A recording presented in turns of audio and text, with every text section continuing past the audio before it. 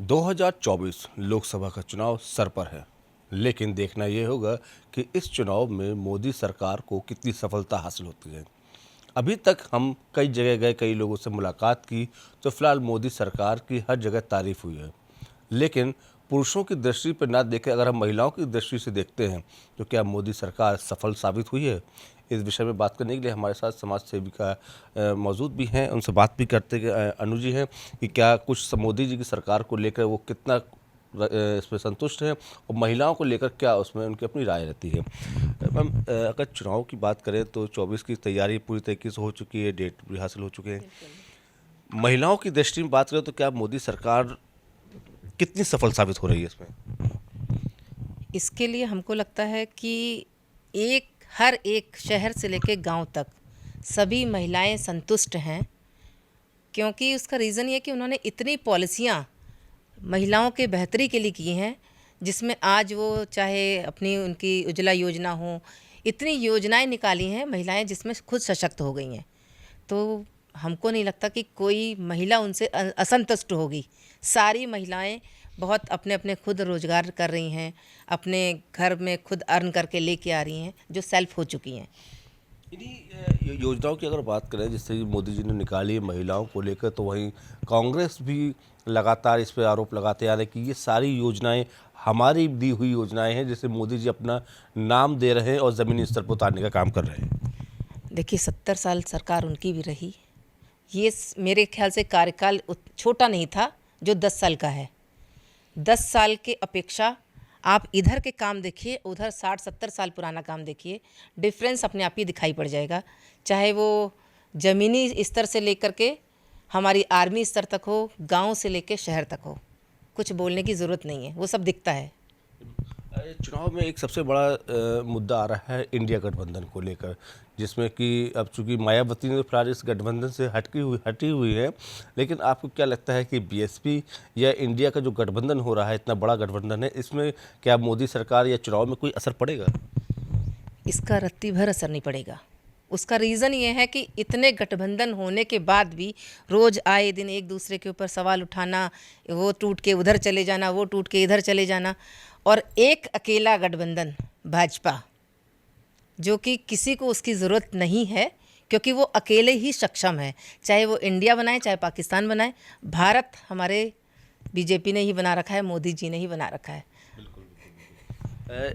चूँकि एक बहुत बड़ा फेस्टिवल है जो हिंदुओं की दृष्टि में सबसे महत्वपूर्ण माना जाता है, होली के फेस्टिवल, चूँकि अब अयोध्या में भी राम जी का भी आगमन हुआ है, पहली होली है, लेकिन कहीं ना कहीं अब होली में देखा जाए तो सबसे ज़्यादा जो रंग है वो भगवा कलर या फिर केसरिया कलर लोग ज़्यादा इसको पसंद कर रहे हैं। तो क्या लगता है कि पब्लिक की जो चाहत है वो भगवा तरफ, केसरिया तरफ क्यों इतनी ज़्यादा जा रही है? जिधर से काम होंगे उसी के ही नाम होंगे। अब भगवा कलर कोई हम लोगों का अपना बनाया नहीं है, वो आप संत महात्माओं को उनके देख लीजिए, उनकी ड्रेस है। हमारे भगवान लोगों के वस्त्र देख लीजिए, भगवा हैं। हमारे कमल का वो देख लीजिए, भगवा है। और मोदी जी आए हैं तो फिर भगवा तो फैल ही रहा है। तो भगवामय पूरा हिंदुस्तान होगा। लेकिन अगर इसमें बात करें कि अदर पार्टियों की, फिलहाल हम किसी रंग का इस पर नाम नहीं लेंगे, लेकिन क्या भगवा के आगे बाकी कलर क्या फीके पड़ जाएंगे इस होली में? बिल्कुल फीके पड़ जाएंगे। अभी आपको देखिएगा कि इस बार होगा मोदी सरकार 400 पार।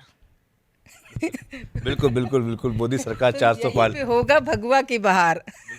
लेकिन इसमें एक चीज़ और, होली में कुछ अच्छा ही देखने को मिल रहा है और काफ़ी ज़्यादा उसे पसंद भी कर रहे हैं, मोदी योगी की पिचकारी। अब पिचकारी आ रही है, मोदी जी की पिचकारी है, योगी जी की पिचकारी है, और पब्लिक सबसे ज़्यादा उन्हीं पिचकारियों को पसंद कर रही है। तो इसमें कहीं ना कहीं जो विपक्ष पार्टी है वो ये इस पर आरोप लगा रही है कि अब सरकार जो है इस त्यौहार के माध्यम से अपनी पिचकारियाँ मार्केट में उतार रही है। तो वो भी उतार लेना, जिसको जिसमें कॉन्फिडेंस होगा वो उसी की पिचकारी को इस्तेमाल करेगा। 100 की एक बात भाई, जिनको विश्वास है मोदी जी और योगी जी के ऊपर, वो उन्हीं की पिचकारी को इस्तेमाल करेंगे। क्या फ़ायदा थोड़े से आगे पे जाएं फिर उनको पंचर लगवाना पड़े या कुछ। आपका इशारा मैं समझ रहा हूँ पंचंचा लगाने का। जाहिर सी बात है कि जिसको लोग ज़्यादा पसंद करेंगे उसी को सबसे ज़्यादा खरीदेंगे। लेकिन फिर भी अगर हम बात करें कि इस त्यौहार में आपको क्या लगता है कि सबसे ज़्यादा रंग किस चीज़ का ले? आप भी अब चूँकि जाहिर सी बात है होली की तैयारी आपने भी की होगी, तो आपने भी कुछ रंग खरीदे होंगे। आपने कौन सा रंग खरीदा है? देखिए, हमने तो केवल एक केसरिया ले रखा है और एक भगवा ले रखा है, क्योंकि हमारे यहाँ पीला हर शुद्ध में चलता है। आप पूजा पाठ करेंगे तो भी, और भगवा तो खैर राम जी के आने के कारण पूरा भगवामय हो ही चुका है हमारा उत्तर प्रदेश, पूरा भारतवर्ष, तो खेला तो उसी से जाएगा। एक आखिरी क्वेश्चन, चूँकि होली के त्यौहार पर हम चाहेंगे कि हमारे प्रदेश या देश की जनता को एक छोटा सा कोई शुभकामना संदेश जो आप पब्लिक तक पहुँचाना चाहते हैं। सभी देशवासियों को होली की बहुत बहुत बहुत शुभकामनाएं। आप सभी से इतना अनुरोध करूंगी कि केमिकल युक्त रंगों का इस्तेमाल मत करें।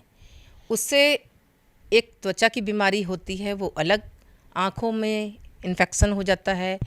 घर में ही आप अपने ही घर में कोई मुसीबत लेके आ जाएंगे, किसी को लगाएंगे उसके घर में भी चली जाएगी। तो अच्छा है आप हर्बल रंगों का इस्तेमाल करिए और खुशी से प्यार से होली का त्यौहार मनाइए। सभी को होली की बहुत बहुत शुभकामनाएं। शुक्रिया। तो ये थी हमारे साथ अनीता प्रधान जी, जो कि पेशे से समाज सेविका हैं, काफ़ी लंबे समय से महिलाओं के बीच में रहकर कार्य कर रही हैं, और सबसे बड़ी इम्पॉर्टेंट कि इनकी अपनी एक संस्था चलती है जो महिलाओं के छोटे छोटे मुद्दों को उठाकर उनकी समस्या का निवारण करने का काम करती हैं। वीडियो जर्नलिस्ट विशाल के साथ देवेंद्र प्रताप सिंह, प्रवास साक्षी न्यूज़, लखनऊ। अगर आप भी लेना चाहते हैं देश दुनिया की तमाम जानकारी तो आज ही सब्सक्राइब करें हमारे चैनल को। साथ ही नीचे दिए बेल आइकन को जरूर दबाएं ताकि हर अपडेट आप तक पहुंच सके।